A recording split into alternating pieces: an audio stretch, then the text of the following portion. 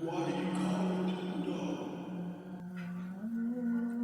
Because we're a million miles away. We're broadcasting from a cold world, the world of the most violent convicts, killers, kidnappers, armed robbers. Straight up. Pluto, the ice planet, the ice cold world of incarceration. The stories in Pluto are written in our own words. We're a million miles away from your world. Out here, our world is always cold. Like Pluto. Like a million. Yeah, like a million. Pluto, A cold world. prison stories, and nightmare convicts. The next morning, I was awoken to the smell of cigarette smoke. I could smell it coming through the vents. That's the full flavor cigarette. I thought to myself, I want one badly. We were still on morning lockdown. The doors hadn't opened yet.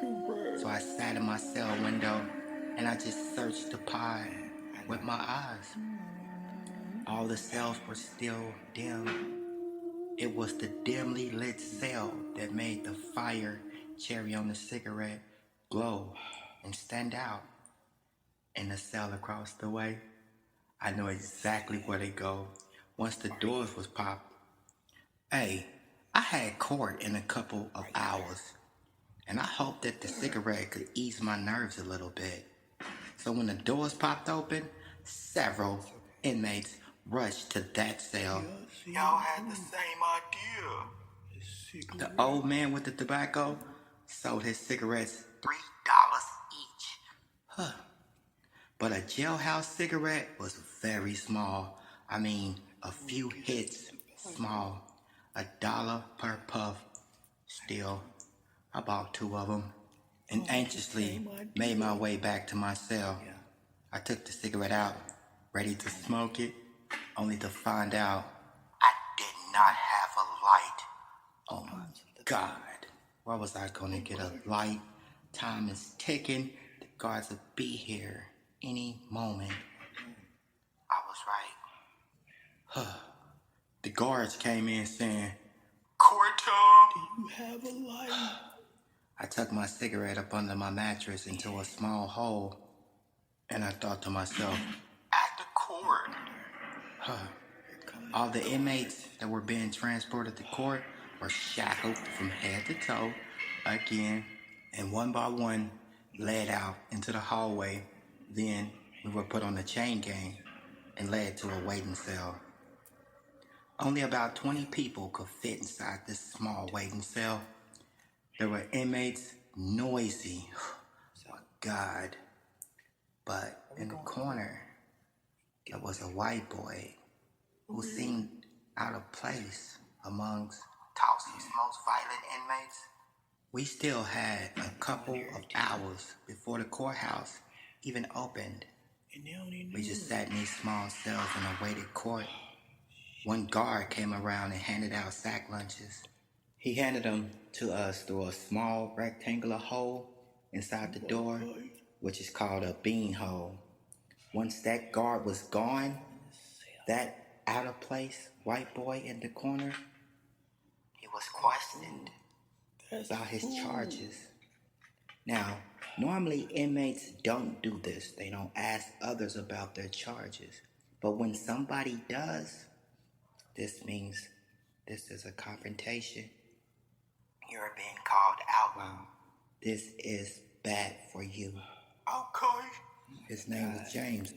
He said this nervously when he was asked. What are you in jail for? It was a black inmate asking him this question. I was just a little bit of nothing. James said, Let me see your paperwork. The black guy demanded. Out of fear, James complied. Then he sat down and started to eat his sack lunch. I didn't know why they was hassling James so badly. The other inmates saw something that I didn't. After reading James' paperwork, that black inmate stood up and he was pissed off. He instructed James. Put down that sack lunch. Okay. Then he walked over to James and picked up his sack lunch and held it up in the air and said, Does anybody want a sack lunch? but James wasn't having this. James was still hungry. He wanted his sack lunch. He lunged at the inmate for that sack lunch. This infuriated that black inmate even more. He turned around and punched James right in the face. He hit James so hard it sounded like a mountain echo going around the cell. This caught my attention. Then that black inmate made James get in the center of the cell with an evil look on his face. He told James, Dance like a female. then he said, Twerk your ass, boy. quickly I saw James bend over and start trying to twerk his little butt. He had no rhythm. The inmate punched James again, knocking him down. No one in the cell said a word. Get up and twerk. The inmate said. James got up, started trying to twerk again. He said, Am I doing it right? Am I doing it right? James asked as he bounced his butt up and down in the center of the cell. It's not what you think. James said. Then the other inmate asked, Then what is it?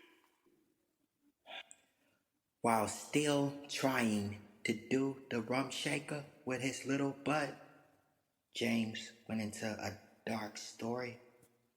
It went like this. One day, James was at a local swimming pool. He was a lifeguard. He would sit in his chair all day, watching the local children just swim about. His job was to save lives. If he seen somebody drowning or needed help, it was his job to assist.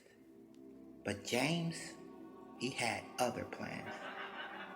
He noticed a 6-year-old girl splashing in the water as if she was drowning.